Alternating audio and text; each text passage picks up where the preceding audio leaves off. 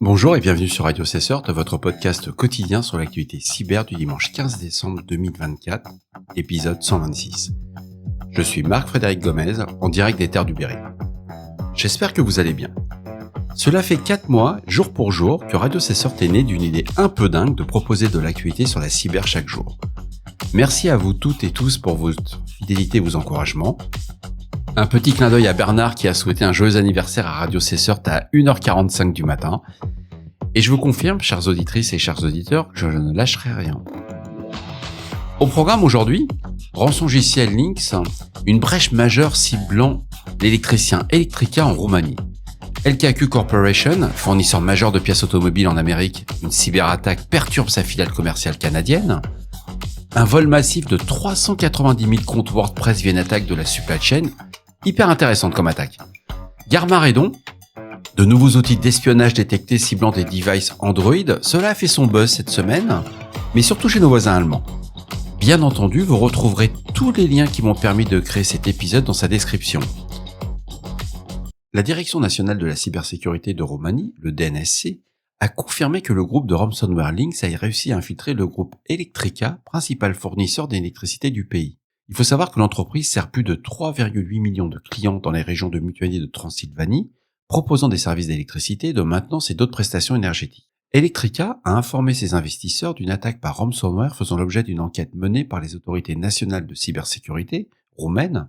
Le ministre de l'Énergie Sebastian Burduja a rassuré que les systèmes critiques, notamment SCADA, n'étaient pas affectés grâce aux mesures de précaution mises en place. Il faut savoir que cette entreprise est cotée en bourse à Londres et à Bucarest. Alors quelques détails techniques de la brèche communiquée par le DNSC, qui a identifié le gang Lynx comme étant responsable de l'attaque et a publié une règle Yara de détection pour aider les organisations à identifier des compromissions potentielles dans un communiqué. De plus, le DNSC a déclaré « Sur la base des données disponibles, les systèmes critiques d'approvisionnement en électricité n'ont pas été affectés et restent opérationnels. L'enquête est toujours en cours et en cas d'infection par ransomware, la direction recommande fortement de ne pas payer la rançon demandée par les attaquants. » On est sur un discours officiel, c'est du classique. La nouveauté, c'est qu'il y a une règle Yara qui a été immédiatement diffusée à toutes les entités du secteur énergétique pour scanner de manière proactive leur infrastructure informatique en utilisant celle-ci, mais même en l'absence de signes d'impact direct. C'est une bonne opération. Il faut savoir qu'on a quand même quelques opérations associées au ransomware Lynx qui est actif seulement depuis juillet 2024. Mais il a déjà plus de 78 victimes à son actif. Parmi ces cibles figurent des installations aux États-Unis, ainsi que plus de 20 entités dans les secteurs de l'énergie, du pétrole, du gaz. C'est fou, quoi. Ils sont super actifs. Les analyses montrent que les opérateurs de Lynx utilisent un chiffreur dérivé du code source du malware INC Ransom, disponible sur des forums clandestins pour un coût de 300 000 $. Les experts en cybersécurité considèrent cette adoption comme une possible tentative de rebranding pour contourner les risques juridiques. Des recherches antérieures, notamment celles publiées par Blipping Computer, ont révélé des similitudes techniques entre Lynx et les chiffreurs INC récents via une analyse de chaînes de caractères. Depuis son apparition, en tant qu'opération de ransomware as a service, on les amortit très vite les 300 000 $ dans ces cas-là. En juillet 2023, INC Ransom a ciblé des secteurs variés tels que l'éducation, la santé, le gouvernement et l'industrie. Parmi ces victimes notables figurent Yamaha Motor Philippines, le NHS en Écosse et la division américaine de Xerox Business Solutions. Alors, quelle est la situation post-attaque ? Le gang Lynx n'a pas encore revendiqué publiquement l'attaque contre Electra, ni ajouté la société à son site de fuite de données. Cela pourrait indiquer que les attaquants exercent encore une pression pour obtenir une rançon et qu'ils n'ont pas encore établi de contact direct avec la cible. Il faut savoir qu'il y a des implications quand même pour le secteur énergétique et qu'elles sont réelles. Alors bien entendu, les systèmes SCADA n'ont pas été compromis lors de cette attaque, mais l'incident souligne la vulnérabilité croissante des infrastructures critiques face aux cybermenaces, et le DNSC insiste sur l'importance de renforcer la sécurité dans le secteur énergétique. Et pour conclure, pour finir sur une note géopolitique sur cette attaque, il faut bien se rendre compte qu'en Roumanie, plus tôt cette année, la Cour constitutionnelle a annulé les résultats des élections présidentielles, citant une campagne d'influence menée via TikTok et liée à la Russie, et de plus, le service roumain de renseignement, le SRI, a déclassifié un rapport révélant plus de 85 000 cyberattaques ciblant l'infrastructure électorale durant cette période. On est très loin quand même de nos 580 attaques pendant les JO. Mais c'est une information qu'on sait parce qu'ils ont déclassifié un rapport confidentiel. Ils ont eu aussi des attaques contre le secteur de la santé. En février de cette année, une attaque par ransomware a paralysé plus de 100 hôpitaux dans le pays, entraînant des interruptions de services critiques. Les sources pour faire cet article me proviennent du DNSC, de Bleeping Computer. C'est tendu. On apprend qu'une attaque informatique sur une filiale canadienne de LKQ Corporation, qui est une société américaine spécialisée dans les pièces de rechange automobile. Celle-ci a confirmé qu'une de ses filiales commerciales au Canada a été victime d'une cyberattaque le 13 novembre 2024, donc on est un peu plus d'un mois après. Cet incident a permis aux attaquants d'accéder aux informations informatiques de l'entreprise et à voler des données sensibles. Alors pour information, parce que LKQ n'est pas connu réellement du grand public, LKQ Corporation est un acteur majeur dans le secteur des pièces détachées automobiles. C'est un fournisseur de composants et des services pour les réparations et l'entretien des véhicules. Ils sont cotés en bourse. La société emploie environ 45 000 personnes dans 25 pays et gère plusieurs marques reconnues telles que Keystone, Tristar et ADL. Mais revenons à la chronologie de la gestion de l'incident. Selon un document, le Form 8K déposé auprès de la SEC, le Securities and Exchange Commission, c'est le régulateur américain au niveau du marché financier, LKQ a détecté une activité non autorisée sur ses systèmes informatiques le 13 novembre. Mais qui a dit que la régulation était inutile? Sans ce régulateur, on n'aurait jamais été informé. Et surtout, les clients n'auraient jamais été informés. Voici les principales actions que LKQ Corporation va prendre après la découverte de l'incident. Ils vont activer les plans de réponse à incident. LKQ a immédiatement mis en œuvre ses plans de réponse et de récupération en cas d'incident, ce qu'on appelle les PCA, etc. Des mesures de confinement ont été appliquées pour limiter la propagation de l'attaque sur les systèmes affectés, ce qui démontre aussi une maturité du système d'information, être capable de segmenter quand on est sur 25 pays. Des enquêtes forensiques, LKQ a engagé des experts spécialisés en cyber-investigation pour analyser l'ampleur de la brèche, notification des autorités. De plus, les forces de l'ordre locales ont été rapidement informées de l'attaque. Analyse des données impactées, l'entreprise examine les informations compromises et prévoit de notifier les parties concernées en conformité avec les obligations réglementaires. Mais les impacts opérationnels identifiés sont la perturbation des opérations de la filiale canadienne pendant plusieurs semaines. Le temps de restaurer les systèmes compromis, cependant, LKQ a affirmé que aucune autre filiale de l'entreprise n'a pu être affectée. Sa filiale canadienne fonctionne désormais presque à pleine capacité. C'est-à-dire qu'on est à un mois après l'attaque, on est presque à pleine capacité. On a beau avoir des moyens, mettre tous les plans de continuité d'activité en route, etc. C'est pas neutre. Une cyberattaque, vous avez des impacts. Alors évidemment, au niveau de la taille de l'entreprise, l'impact financier global de cette incident sera limité et ne devrait pas affecter les performances annuelles de la société. Mais quand on lit correctement le document, c'est grâce à une chose, ils sont assurés. C'est ça qu'on va apprendre. On déclare qu'ils ont demandé un remboursement pour les coûts liés à l'incident auprès de son assureur cyber. Cela va inclure les frais de récupération de son informatique, les dépenses engagées pour contenir la menace, et malgré toutes ces recherches sur l'origine de l'attaque, aucun groupe de ransomware à ce jour ou autre acteur malveillant n'a revendiqué l'attaque, donc il n'y a pas eu de demande de rançon, etc. C'est du vol de données, pur et dur. Cela laisse quand même plusieurs questions ouvertes sur les motivations des attaquants et leur mode opératoire. On parlera même pas d'une attribution vu qu'il n'y a aucune revendication. Là, c'est pas avec des TTPs qu'on peut dire que c'est un groupe d'origine chinoise, russe, nord-coréenne, iranienne ou autre. Ou tout simplement américaine, parce qu'il y a aussi des cybercriminels aux États-Unis. Les sources d'informations que j'ai utilisées, c'est le formulaire 8K déposé auprès de la SEC. Ce sont des documents qui sont publics. Et la déclaration officielle de LKQ en plus. Security Affairs nous informe du démantèlement d'un botnet de 30 000 devices infectés par le malware Badbox par l'agence allemande BSI. L'Office fédéral de la sécurité informatique en Allemagne, le BSI, a réussi à prendre le contrôle d'un botnet composé de 30 000 devices Android infectés par le malware Badbox, livré avec ce logiciel malveillant préinstallé.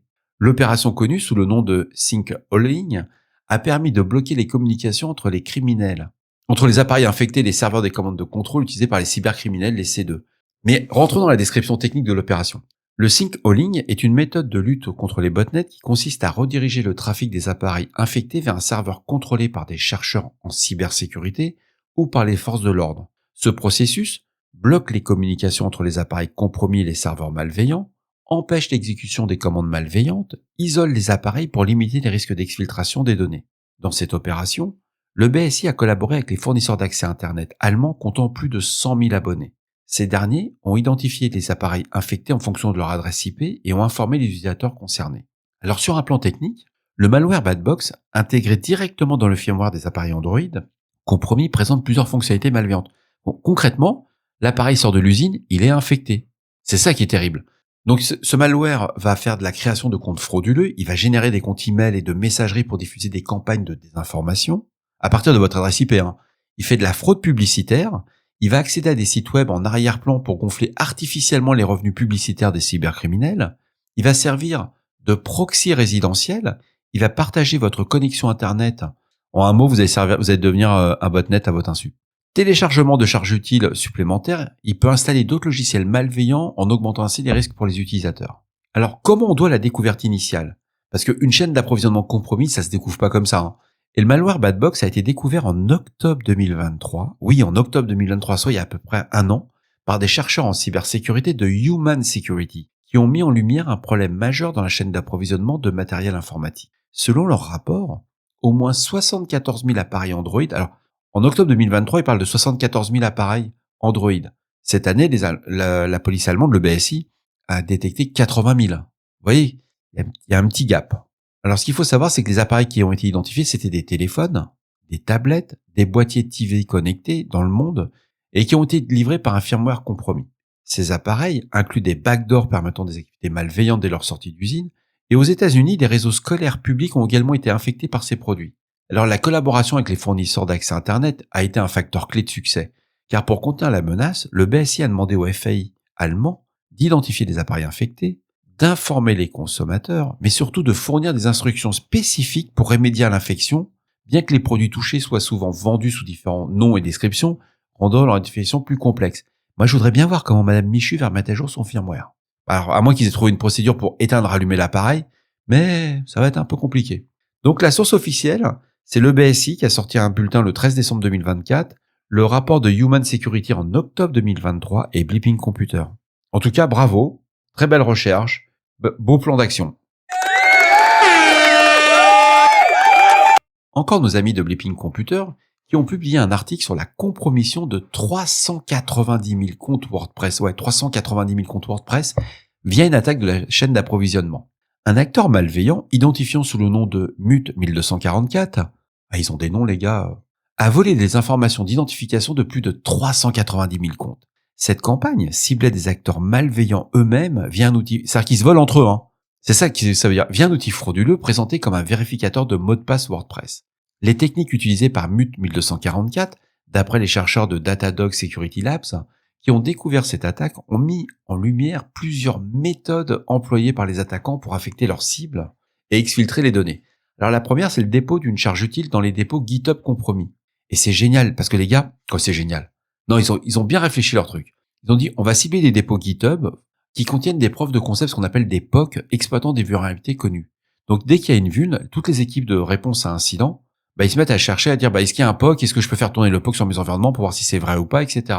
Donc ils ont décidé, on va les compromettre. Ces dépôts incluaient des fichiers de configuration backdoor, des fichiers PDF malveillants, des droppers Python et des packages NPM infectés. Mais ça ne suffisait pas, donc ils ont commencé à faire après une campagne de phishing très sophistiquée. Les victimes ont été incitées à installer une fausse mise à jour du noyau sous prétexte d'une mise à jour du microcode CPU. Ce processus installait silencieusement des logiciels malveillants sur leur système. Exploitation de flux légitimes, c'est la troisième partie. En raison des noms et des descriptions trompeuses, les dépôts GitHub malveillants étaient parfois automatiquement inclus dans des outils légitimes comme Feedly Threat Intelligence ou Vulnmon, augmentant leur crédibilité et la probabilité qu'ils soient exécutés. Les charges utiles déployées par le malware utilisé par MUT 1244 comportaient plusieurs fonctionnalités malveillantes. Extraction de données sensibles, toutes les clés SSH privées, les jetons d'accès AWS, les variables d'environnement et contenu des répertoires critiques. Il y avait du cryptojacking. Ça installait un mineur de crypto-monnaie pour exploiter les ressources de la machine infectée, notamment pour miner du Monero. Et bien entendu, une backdoor, mise en place d'un accès persistant pour permettre de contrôler les systèmes compromis. Et la cerise sur le gâteau, c'était l'exfiltration de données. Il utilisait un service de partage de fichiers comme Dropbox ou File.io avec des identifiants codés en dur pour simplifier l'accès aux informations volées. Ce qui est intéressant, c'est le ciblage de l'attaque, qui a exploité la relation de confiance au sein de la communauté de la cybersécurité, compromettant à la fois des professionnels de sécurité légitimes, des red teamers, des chercheurs ou des cybercriminels. Les victimes ont exécuté le malware en cherchant à vérifier les informations d'authentification via l'outil frauduleux YAWP. Alors c'est YAWPP, présenté comme un testeur de mots de passe WordPress, tester des exploits POC pour des vulnérabilités spécifiques via les dépôts infectés. L'approche est pas mal. Le mec, il a été brillant sur ce coup-là. Donc ça a permis à MUT 1244 de voler toutes ces informations sensibles directement depuis les machines compromises. Alors, ce qu'on sait dans les détails qui ont été publiés dans cette campagne, c'est qu'il y a 390 000 identifiants WordPress qui ont été exfiltrés. Il y a eu du vol de données critiques telles que l'historique des commandes et des informations d'accès aux infrastructures cloud. Il y a un recoupement avec une attaque en chaîne d'approvisionnement reportée en novembre 2024 par Checkmarx impliquant le projet GitHub HPC 20235 YAWP et le package NPM 0xengine/XML-RPC. Bon, c'est un peu la loose si vous faites partie des victimes parce que il y a encore des centaines de systèmes qui restent infectés d'après les journalistes. L'attaque se poursuit en compromettant des nouveaux systèmes. C'est terrible parce que la personne elle a vraiment joué sur quelque chose de hyper sensible. Jusqu'à maintenant, les POC qui permettaient de détecter les vulnérabilités étaient il y avait une certaine chaîne de confiance. Est-ce que la prochaine fois que vous allez avoir un POC sur les vulnérabilités, vous allez télécharger aussi rapidement? À suivre.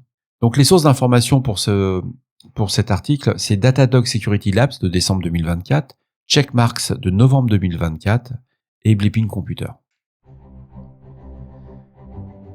Et voilà, cet épisode de Radio CSort du dimanche 15 décembre touche à sa fin. J'espère qu'il vous a plu, qu'il vous a apporté des informations utiles. N'hésitez pas à me laisser vos avis. N'oubliez pas, si vous avez des questions ou des suggestions de sujets que vous souhaitez voir abordés dans nos prochaines émissions, laissez-moi un message sur le répondeur de Radio CSort au 07 68 72 20 09. Je suis là pour vous. Prenez soin de vous. Passez un très bon dimanche et à demain pour un nouvel épisode. Au revoir.